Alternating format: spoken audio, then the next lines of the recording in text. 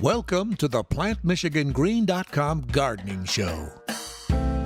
Presented by the Michigan Nursery and Landscape Association. Now here's your Garden Show host, Dr. Bob Schutzki. Hi everyone. Welcome to the PlantMichiganGreen.com Gardening Show, brought to you by the Michigan Nursery and Landscape Association. I'm Dr. Bob, your host for the 2021 gardening season. Tune in every Saturday at 4 p.m. through August. We will share garden insights, feature guests from Michigan's green industry, and answer your questions submitted through PlantMichiganGreen.com Asks the Expert. Our hope is to make the most of your outdoor living experience. During the week, you can log on to PlantMichiganGreen.com, your landscaping and horticulture resource, to pose gardening questions, find a professional horticulturist, locate a retail garden center in your area, or become aware of the rewarding careers in Michigan's green industry. Today's show is sponsored by Morgan Composting and Dairy Dew. We are pleased to have Justin Morgan of Morgan Composting and Dairy Dew with us after a short break. So stick around and get into the gardening groove on the PlantMichiganGreen.com Gardening Show on News Talk 760 WJR.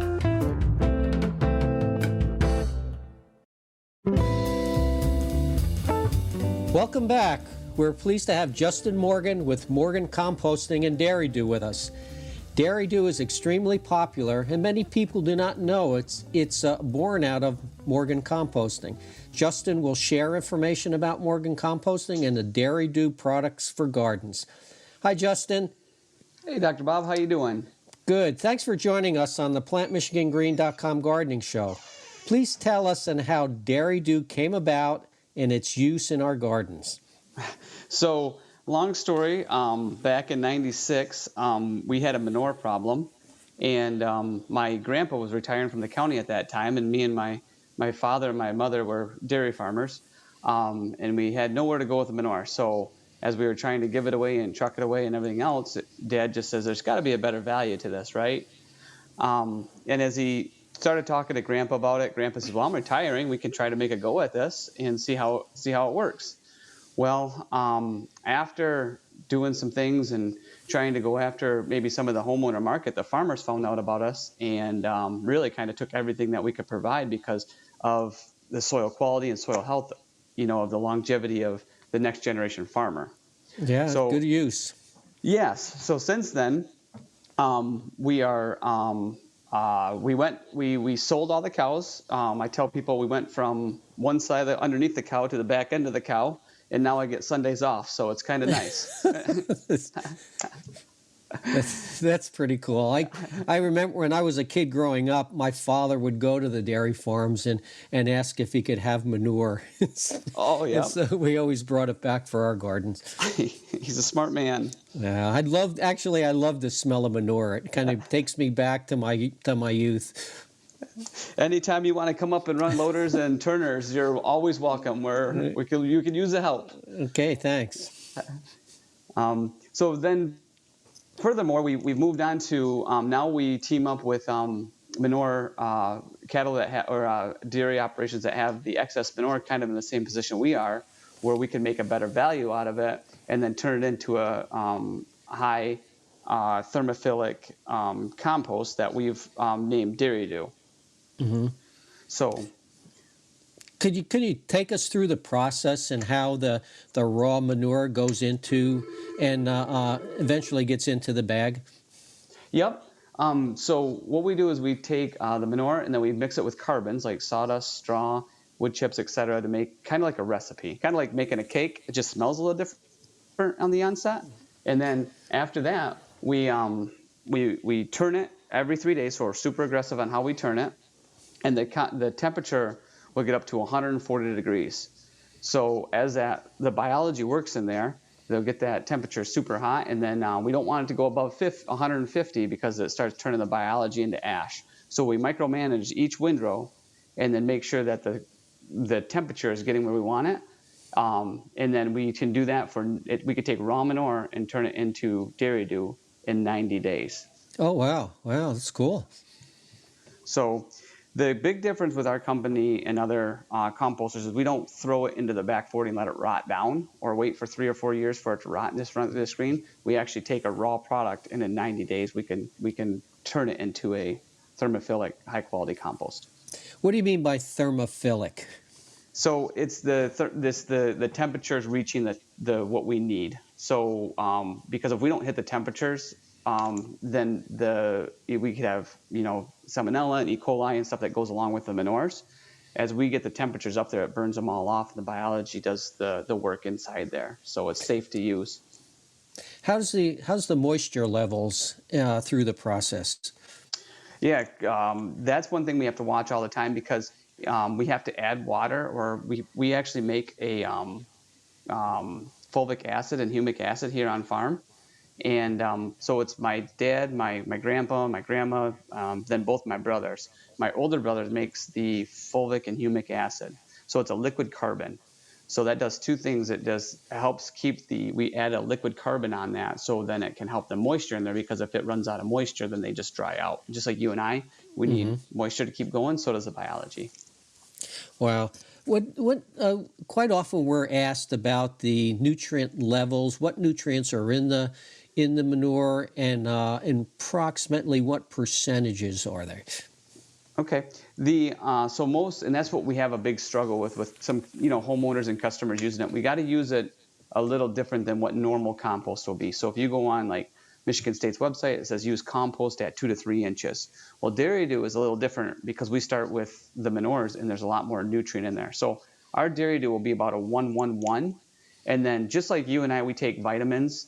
The cattle get vitamins and minerals too to keep them healthy. Well, they'll pass them through, so we'll capture all of those vitamins and minerals in there and then make them available to the plant, because the plants obviously need boron and zinc, magnesium, and etc. Some of the important key elements that we keep stripping from the ground when we try to just use like a NPK fertilizer. This will be more of a complete package for what Mother Nature needs in soil quality and soil health from an organic standpoint. Yeah, one of the things that I think that we can stress is the fact that not only are you getting nutrients, but you're getting the organic matter that helps soil tilth. And again, that's important in really developing good garden soils. Yes, you're absolutely right. So how many different products do you have? Boy, I'd have to stop and count. So we do a lot with homeowners as far as the packaging side, but then our farm side is 400, 500, 600 different products. So really, yeah. So we bring things in that make sense from an organic side, how to overcome the reuse and renewable, kind of keeping that in mind, and then bringing those in and putting those into a recipe for different farmers if they're weak. So as a homeowner line, right around 18 different products for the homeowner at this point. And what are those products consist of?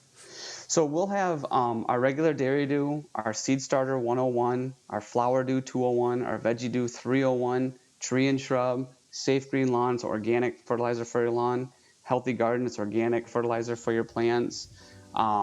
There's an all-purpose, this is sustainable, a food plot dew if you're into food plots. Then there are 4 different liquids. Then there's a couple smaller packages of the Safe Green Lawn or the Seed Starter, and etc. Wow, that's tremendous. I'll tell you what, we have to take a short break now, but hold those thoughts and we'll come back. So stay tuned for more with Justin Morgan and the PlantMichiganGreen.com Gardening Show on News Talk 760 WJR. Welcome back to more of the PlantMichiganGreen.com Gardening Show with your host, Dr. Bob Schutzki. Welcome back. We're here with Justin Morgan of Dairy Dew and have been talking about the Dairy Dew line of products for our gardens. Justin, can you tell us more about how to use the Dairy Dew products? Yeah. So the Dairy Dew is just a little different animal than most people are used to of compost. Again, kind of like I was mentioning earlier, most people try to use it at 2 or 3 inches, and Dairy Dew is a really kind of a hotter mix because we use the manures and stuff like that. So you only want to use that about a 1/2 inch thick and then rototill that into your ground. It's not a standalone. I tell people use it kind of like hot sauce or tequila. Little's good, lots not good. So just mix it in and your plant will love that, but it's not a standalone product. Yeah, that's a good point of saying when you say it's a hot product, people may get the wrong impression of what that means. It just means Yes, that there's more nutrients. correct. Yes, yes. Thanks for clarifying that. And then we move on to the Seed Starter. The Seed Starter 101 is a product that, surprisingly to our family, like we're kind of like pinch yourself surreal at this point, that people are literally calling from like New Mexico and California and asking for this product by name. They're asking for us to ship it to them. We ship semis out there, and they take in the super sacks or in the bags, whatever their grower needs are, and they ask for the Seed Starter 101. And in most potting soils, there's only maybe 4 or 5 different ingredients in that potting soil, being sphagnum peat, perlite, and them are the big numbers that they use in their recipes. So in our blends, when Dad put this together, it kind of goes back to his nutrition world for cattle. He's like, let's do an all-in-one feed. Why don't we put everything that plant needs in there? So then you don't have to be like a mini agronomist every day. You can just have the green thumb with the products you pick from Dairy Do. Yeah, So good idea. as we put these together, our ingredients will have upwards of 18 different ingredients into each one of these potting soils. So seed starters are softer mix to help germinate that seed. And I tell people, it's kind of like a child. If you start a child off with the right nutrition, then the immunity of that child will be better as it grows through its life. Same thing with a plant or a seed. If you start it in incorrect soil or chemicals, you've got to be careful, because then you've got a fussy plant that maybe didn't get off to the right start. Then that launches into the Flower Dew 201. So we've seen the niche in the homeowners where they needed a product to do like hanging baskets, or there's a lot of people that grows flowers out there. And the Flower 201 has extra phosphorus, and that's what gives us that big bloom. So again, with those 18 different ingredients in there, we just kind of tweaked the recipe a little bit, made a lot more phosphorus in there. That made us the big bloom. But really what people forget is the minerals are what really kind of shines that flower, right? That makes that vibrant bloom that we're looking for. Mm-hmm. So we loaded the back end up with more minerals, again, from organic standpoint, soil quality, to make sure that plant can get what it needs to give that flower the best start it can. So the Flower Dew 201 for raised beds, in pots or whatever have you. That's an important consideration, because when you think about any type of container, raised beds, or hanging basket, whatever that plant gets is in that pot. Yes, you're 100% right, Dr. Bob. That's its whole world right there. It can't reach out. It doesn't have any helpers from Mother Nature at that point. So picking the right potting soil for whether it's your vegetable or your flower is limited to that container. So then that launches into, the next step is a big one, is the Veggie Dew 301, which is for doing raised beds for vegetables. And again, it's how do we tweak this recipe to give that plant what it needs? So vegetables like more nitrogen, so we put more nutrient in there. And then again, it's how do we make that tomato taste like great grandpa's tomato again? And that's the minerals again. We want to pump them organic minerals in there so it can get that flavor back to it, opposed to that red thing wrapped in water, right? When you use that product, do you mix it with garden soil, or is it just used on its own? Yeah, it's used on its own. So it has the right amount of sphagnum peat in there, perlite in there. Then we put dairy dew in there, poultry dew, the worm castings, and then again, 15 other ingredients that we put in there to help mix it together. So it's a ready-to-use plug and play. Just make sure you water it in very well. Great. And then we said, well, we need to get worm castings. Where are we going to find worm castings that can be the quality that we want and weed-free? And we couldn't really find them in Michigan and throughout the local states. So we said, well, we've got this old dairy barn sitting here. Let's clean it all up, spice it up, put new steel on it. And that's what we did. And now we have 3 million worms up here in Sears at the home farm that we do worm casting. So super interesting. Wow, that's amazing. That's what my dad says. Do you sell the worms at the fishermen? So funny story. We did, right? So we started off, it's like, well, this is perfect. We can sell everything but the squeal, right? Like, we've got the worm, we've got the castings, life is good. Well, what happened is we ran out of family members to put on salary. So as you're trying to like cup worms at like midnight with your brothers and stuff, it's like, what are we doing? What do we need? We need castings. We don't need to tackle the fishing market right now. We need to dial in. So we moved to red wigglers, and red wigglers will eat their body weight a day, and they're super aggressive. So it's one of those things that's just like dairy recipe. the worm casting recipes the same way. And again, we introduce minerals and food in there, so those worms will have a consistent product for our potting soils going forward. So do you have your own chemistry lab where you're doing this analysis? Yes, we have a couple of agronomists on staff, and then we work with multiple labs that we have worked with for years just to make consistency happen. That's amazing when you look at that cow manure and you look at what's in your bags. The transition and the transformation of that cow manure into something usable is just amazing. Yes, and we feel it's the future, right? I mean, to be a little more conscious about reusing some of these great products that we've maybe ignored or didn't use right, we're excited to continue this path. Yeah, that's fantastic. So is there anything new coming down the pike that hasn't been introduced yet? Yeah, the Safe Green Lawn is an organic fertilizer, and golf courses through Michigan are using this product. You know, everybody, including myself, love my golf course lawn, right?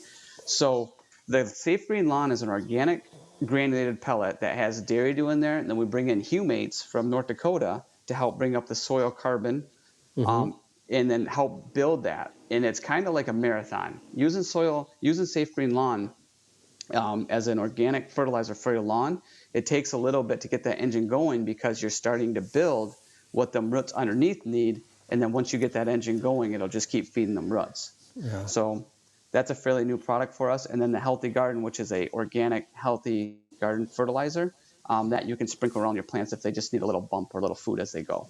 Right. One of the things that was interesting to me is that your commercial products as well. I didn't realize that Dairy Dew was actually in the commercial market for professional farmers or horticulturists. Yes, that's where right around 65% of our market is today. We have 150 dealers in the state of Michigan that we work with, and the one down by you guys is in Troy. It's Uncle Luke's Feed Store. They've been a dealer with us back when we had like stick-on label kind of stuff. They believed in us before anybody else. They're a great company, great family, and the products that we have, they have down in their store, and you can get it down from them because it's important that we pick the right partners because they take time to understand and come to our trainings and stuff to recommend the right products to the homeowners. Yeah, that leads us to how can somebody get more information and from you and take advantage of the products that Dairy Dew has to offer? So our website, you go on our website, and that has all of our products on there. And then it's nice and easy to navigate around. So there's homeowners or there's farmers, whatever you are, and then that'll help dial you in. And then also we've got a Dairy Dew calculator. So if you need to know like how much does my 4x8 raised garden that's 8 inches deep need, and you can punch that in, and it'll help give you the amount of bags that you need. And then just pick the right product again for what you're doing. If you're doing vegetable do 301. If you're doing flour do 201. It's great cookbook recipes in terms of how to use it. It's important, especially with the organic and the natural fertilizers that people don't see those high numbers for the NPK and they're wondering how to use it. So it's great that you're able to do that. Yeah, it's been a good challenge working with my family and trying to dial in because we always got that farmer hat on in the background, and we always want to make sure that we do the best we can to provide a product that's going to be successful for a homeowner all the way to the largest farmer in Michigan. So yeah, that sounds great. Hey, Justin, tell us about your jingle. So fun story. I had a friend of mine, and he made the cow from a stick out of his mouth. Marty, our cow. He's got the jingle for us years ago, and it's really taken off. It's super exciting. I can't thank Andy enough for it. But yeah, it's a stickable jingle. I hear kids singing it all the time. Healthy plants come from healthy soil. Healthy soil comes from Dairy Dew. That's great.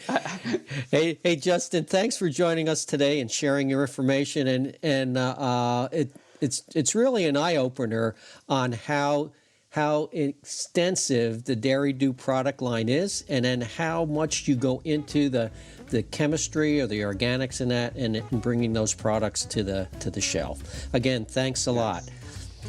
And Thank you, Dr. Bob. It's a pleasure.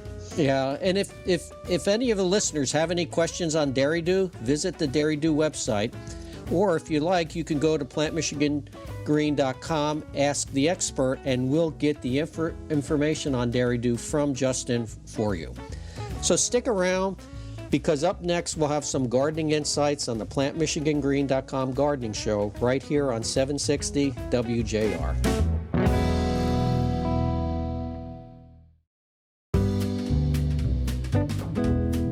Welcome back. That was a great interview with Justin Morgan from Dairy Dew. And the thing that's interesting about that is the amount of chemistry that goes into that product. The background in terms of the organics, the nutrients, really nice information to share with our listeners about the use of those particular products. So let's continue on with our discussion of fertilization and plant nutrition, because when it comes down to it, every plant requires nutrients, some more so than others. Trees and shrubs usually can obtain what they need from the soil without supplemental nutrients on a regular basis. However, added nutrients can be used to stimulate growth or to address deficiencies. When deficiency symptoms appear, supplemental nutrients can correct the situation. For example, iron chlorosis is a common deficiency found on rhododendrons, azaleas, and blueberries. Iron required by these plants is readily available in low pH soils. In other words, low acid soils. Iron becomes less available as the pH rises, and for most nutrients, soil pHs around 6 to 6.5 is ideal, but this pH can lead to iron deficiency. The problem is not a lack of iron. The problem is that iron is held in a form that is not readily available to the plant. The remedy is to lower the soil pH or to apply a chelated iron supplement. Chelation simply maintains the iron in a form that is not bound in the soil and is readily available to the plant. Chelated iron applications is an easier and a much more productive approach to supplying the iron that these ericaceous plants need. And the ericaceous plants is a group of acid-loving plants that, again, rhododendrons, azaleas, blueberries, and several other actually native plants are involved in. Annuals and perennial plants, including turf, are a different story. Annual flowers and vegetables are a one-season crop and use a significant amount of nutrients to produce the stems, leaves, flowers, fruits, and seeds before they die in the fall. Annual plants benefit from added nutrients. For example, annual flowers are planted as small plants from cell packs, and the expectation is to have bushy plants full of flowers as quickly as possible. Many professionals will water on a regular basis and apply nutrients every 2 weeks until the end of June. The intent is to promote lush plants with stems, leaves, and flowers for the rest of the summer. The important part of this regular maintenance schedule is that it builds a root system, it builds the top of the plant, and it provides the nutrients that are important for flowering. As Justin Morgan had pointed out, the phosphorus and the nitrogen are going to be important for developing those lush plants. The water and nutrients are continued throughout the seasons for plants in containers and hanging basket. Remember, as was mentioned earlier, nutrients can leach through the container or basket with every watering, and it's also important that the only nutrients that plant will get is what's in that basket. And so maintaining the nutrient levels and the availability in the artificial soil mixes is important. And as Justin pointed out in his Dairy Dew products, those nutrients are already put into those soil mixes. Vegetable plants in the ground benefit from supplemental nutrients a few times throughout the season. At the beginning of the season to get established, once during mid-season, and again before the latter part of the season ends. Okay, we keep those plants producing those flowers, fruits, and vegetables by adding that additional nutrition during the course of the growing season. Perennial plants regenerate top growth season after season. The added nutrients build root systems and the much desired stems, leaves, and flowers each spring. So it's important with perennials as well is that the nutrient availability is there to fuel that additional growth as spring progresses and we get into the latter part of the summer. Turf grasses are maintained in such a way, not being mowing, that they're also replenishing growth on a weekly basis. Irrigation helps to promote that growth, and in turn, the nutrients are needed to fuel that repeated growth. And so the important thing when we're dealing with our plants, whether it's turf, whether it's annuals and perennials or trees and shrubs, that we provide the nutrient levels for them when they most need it. And that's, again, it's important when we think about this to always couple our fertilization program with soil tests. There are basically two classes of nutrient products available for gardeners, synthetic and then naturally derived or organic. The nutrient analysis on these particular products is commonly expressed as percent nitrogen, phosphorus, and potassium. These are the three numbers on the bag or container. It's NPK, and these numbers are the percentage of each nutrient by weight in the product. So if you have it 12, 12, 12, you have 12% nitrogen, 12% phosphorus, 12% potassium.